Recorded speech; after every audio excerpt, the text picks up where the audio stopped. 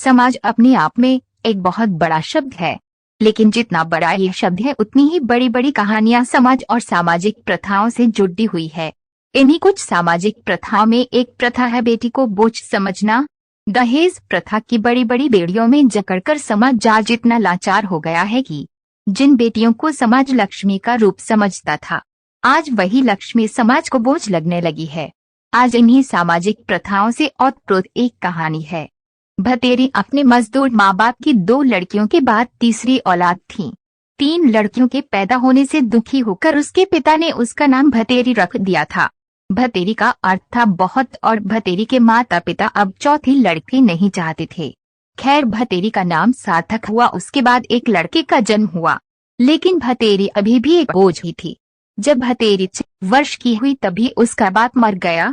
पिता की मौत के बाद घर में अब उसकी माँ विमला और दादी रज्जो ही थे, जो इन चारों भाई बहनों का भरण पोषण कर रहे थे। भतेरी की दादी रज्जो को आज भी बेटे की मौत से ज्यादा दुख ये था कि भतेरी का बाप अपने पीछे 3 लड़कियों को छोड़ गया था। वो अक्सर कहा करती थी, खुद तो मुक्ति पाले, अब पता नहीं मेरी बुलावा कब होगी, भगवान कब मुझे इन नरकों से मुझे मुक्ति देगा।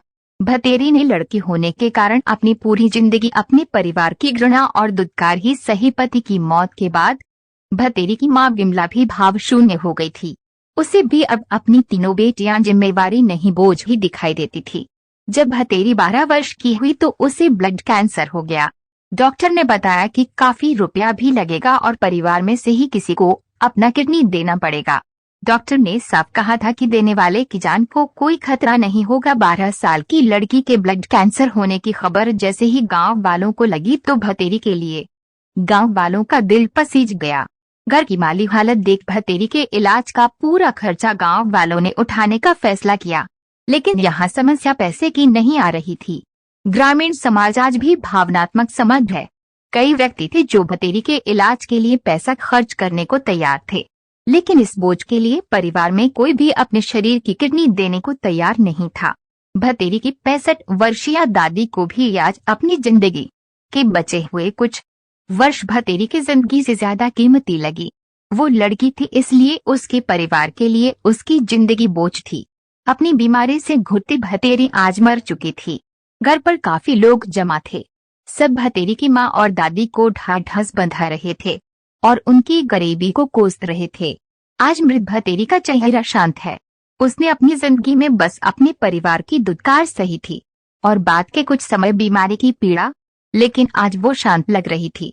क्या इच्छा रही होगी उसकी अंत समय में। एक बार उसे कहते सुना था, माँ आदमी मरने के बाद अलग अलग रूप में जन्म ले वह है, कुत्ता, कीड़ा, चूहा या पालतू पशु। माँ मैं तो जानवर या कीड़ा बन जाऊंगी पर आदमी ना बनूं। देखिए, जानवरों को तो पता ही ना होता उनकी औलाद में कौन सा लड़का कौन सी लड़की। आदमियों को ही पता हो ये फर्क तो बस उसका बाल सुलभ मन मानव की इस वृत्ति का प्रतिकार नहीं कर सकता था, लेकिन जिंदगी भर जो घृणा उसने अपने प्रति देखी थी उसे वो जरूर महसूस कर सकती थी। शायद भगवान उसकी अंतिम इच्छा पूरी कर देगा, उसे मानव नहीं पशु योनि में जन्म देगा। आपको ये कहानी कैसी लगी कमेंट बॉक्स में जरूर